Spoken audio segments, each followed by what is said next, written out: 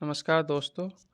कल हमने आईएमईडी का फर्स्ट चैप्टर प्रबंध के सिद्धांत का पार्ट 1 पढ़ा था, जिसमें प्रबंध की परिभाषा, प्रबंध की प्रकृति तथा प्रमुख कार्यों के विषय में पढ़ा था। उसी चरण में आज आगे बढ़ते हैं। आज संगठित संरचना और उससे आगे जो टॉपिक हैं उसको कवर करेंगे। संगठित संरचना। संगठन संरचना का एक ढांचा है जो व्यक्ति गतिविधियों को संबंधित समूह में बांटता है, अधिकारी और अधीनस्थों के मध्य संबंध स्थापित करता है, उनके अधिकारों को स्पष्ट करता है। अमुक फैक्ट्री या प्रतिष्ठान में संगठन की संरचना ऐसी व्यवस्था है जिसके संगठन के प्रत्येक व्यक्ति का कार्य किसी न किसी संबंध में परस्पर जुड़ा रहता है। संगठन की संरचना में प्रत्येक व्यक्ति को उसका कार्य तथा अधिकार सौंप दिया जाता है। इस प्रकार व्यक्ति को कुछ अधिकार तथा दायित्व मिल जाते हैं। अधिकारों तथा दायित्वों के विवरण की व्यवस्था को ही संगठन की संरचना कहते हैं। संगठन के प्रकार नंबर 1, रेखा या रैखिक या सैनिक संगठन। ये सफलता तथा एवं सबसे पुराना संरचनात्मक ढांचा है। इस प्रकार के संगठन में अधिकारों की रेखा सीधे सर्वोच्च अधिकारी से निम्नतम स्तर की ओर चली जाती है तथा दायित्वों की रेखा निम्नतम स्तर से शीर्ष की ओर जाती है। इसे क्रम संगठन, विभागीय संगठन, लंबवत संगठन आदि नामों से पुकारा जाता है। Professor RC. डर्विस के अनुसार रेखा संगठन अधिकारियों तथा संलग्न व्यक्तियों के बीच वह क्रम व्यवस्था है जो संस्था के सर्वोच्च अधिकारी से प्रारंभिक कर्मचारी तक विस्तृत होती है। रेखा संगठन के गुण: अनुशासन अच्छा होता है, निर्णय शीघ्र लिए जा सकते हैं, संगठन को सरलता से समझा जा सकता है, इसमें काफ़ी लचीलापन होता है, अधिकारों का प्रतिनिधित्व, दायित्व का बंटवारा स्पष्ट व परिशुद्ध है। रेखा संगठन के दोष: कार्य की अधिकता, कार्यों का दोहराया जाना, बड़े उपक्रमों में अनुपयुक्त समय व पदार्थ की बर्बादी, अत्यधिक भरोसा। रेखा संगठन के प्रकार: विशुद्ध रेखा या लंबवत संगठन, विभागीय रेखा संगठन। रेखा संगठन के अनुप्रयोग: जटिल रहित छोटा उपक्रम, जहां रोजमर्रा का कार्य जैसे सरकारी विभाग होता है, जहां श्रमिकों की संख्या कम हो, जहां कुछ ही गतिविधियां की जानी हो।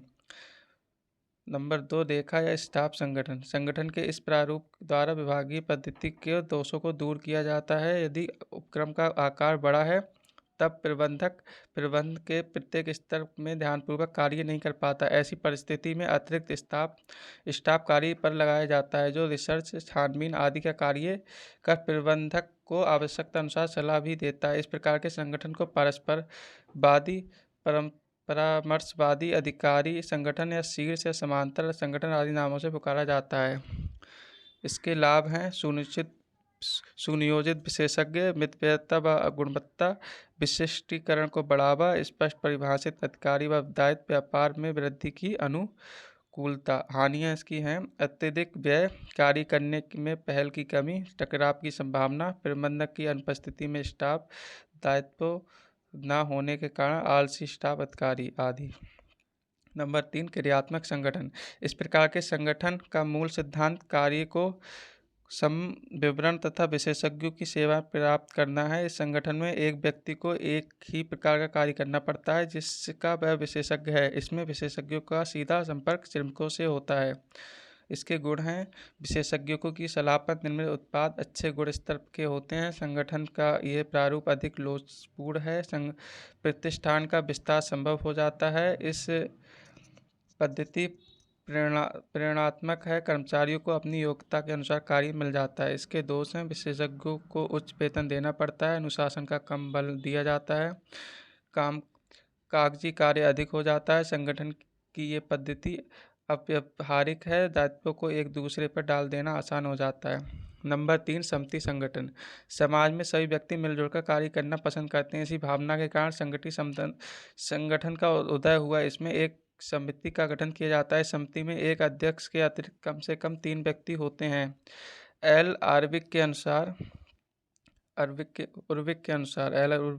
समिति कुछ व्यक्तियों का समूह होता है जिसे उस शर्त पर कुछ कार्य सौंपे जाते हैं कि मिलजुल कर तथा सम्मिलित रूप से कार्य करेंगे। साल्फ डेविस के अनुसार समिति व्यक्तियों का ऐसा समूह है जो किसी समस्या को हल करने के लिए विभिन्न विचारों को संग्रहित या एकीकृत करने के स्थान को मिलाते हैं। पांचवा होता है मिश्रित संगठन। जब 2 या 2 से अधिक संगठनों को मिलाकर एक नए संगठन का निर्माण किया जाता है तो उसे मिश्रित संगठन कहते हैं, जैसे लाइन व स्टाफ संगठन, लाइन व क्रियात्मक संगठन आदि। नया टॉपिक है अभिप्रेरणा, मोटिवेशन।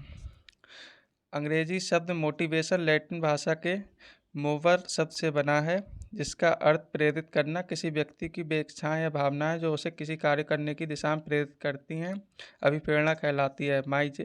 माइकल जे जूसियस के अनुसार प्रोत्साहन किसी व्यक्ति को प्रेरणा देने का कार्य है जो वांछित क्रिया करने के लिए उकसाता है, वांछित क्रिया पाने के लिए सही बटन दबाता है।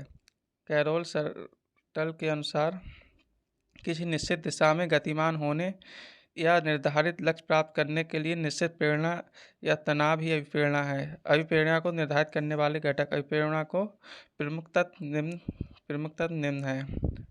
नंबर 1, मनुष्य को उन्नति के मार्ग पर चलने के लिए प्रेरित करने वाले घटक। पॉइंट 1, उपलब्धियां। आपने अपने जॉब को सरलतापूर्वक पूर्ण करने तथा व्यक्तिगत तौर पर समस्याएं सुलझाने का संतोष व्यक्ति की अपनी उपलब्धि है। पॉइंट 2, उन्नति। उच्च स्तरीय जॉब के लिए पदोन्नत पाना। पॉइंट 3, विकास। नए कौशल सीखने का मौका जो उन्नति के अवसर प्रदान करेगा। पॉइंट 4, पहचान। कार्य को अच्छी प्रकार अंजाम देने की पहचान बनाना। पॉइंट 5, दायित्व अधिकार। अपने कार्यों से संबंधित दायित्व व अधिकारों का पूर्ण व सुचारू रूप से प्रयोग करना। दूसरा घटक है हतोत्साहित करने वाले घटक।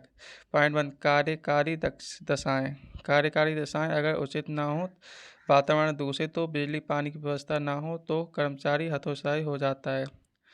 पॉइंट 2, वेतन। उचित वेतन न मिलने पर वर्कर हतोत्साहित होता है। पॉइंट 3, पद व पदवी। व्यक्ति को उचित पद या उससे जुड़े लाभ न मिलने पर उसके मन में असंतोष की भावना उत्पन्न होती है। पॉइंट 4, सुपरविजन करने की क्षमता व तकनीकी योग्यता। पॉइंट 5, व्यक्तिगत समस्याएं। अभिप्रेरणा को प्रेरित करने की विधियां। कुछ विधियां निम्नलिखित हैं। श्रमिकों को अच्छे कार्य की प्रशंसा करनी चाहिए, पदोन्नति के अवसर देने चाहिए, कार्य के अनुसार उचित वेतन की व्यवस्था होनी चाहिए, कार्यकारी दशाएं ठीक होनी चाहिए, अच्छे कार्यकारी परिस्थितियों को बढ़ावा देना चाहिए, प्रबंधन नीतियों को स्वच्छ, साफ सुथरी व नियोजित बनाना चाहिए, न्यायोचित बनाना चाहिए, कर्मचारियों को के उचित सुझाव प्राप्त करने की व्यवस्था होनी चाहिए, प्रबंधन के मामलों में तथा यथा संभव कर्मचारियों की भागीदारी बनानी चाहिए।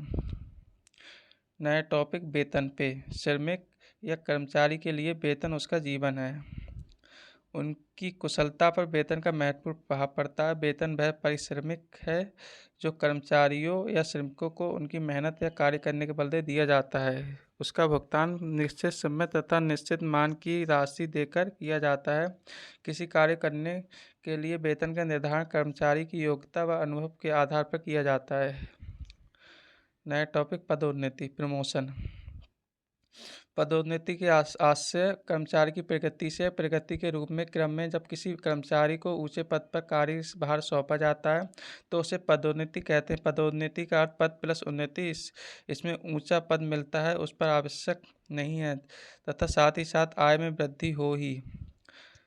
पदोन्नति के निम्न कारण हो सकते हैं: रिक्त पदों की पूर्ति करना, कर्मचारियों की योग्यता में वृद्धि करना, कर्मचारियों में स्वामी भक्ति की भावना उत्पन्न करना, स्थायी रूप से बनाए रखना, अपनत्व की भावना विकसित करना, पुरस्कार स्वरूप पदोन्नति करना, श्रम समस्या को सुलझाने के लिए आदि।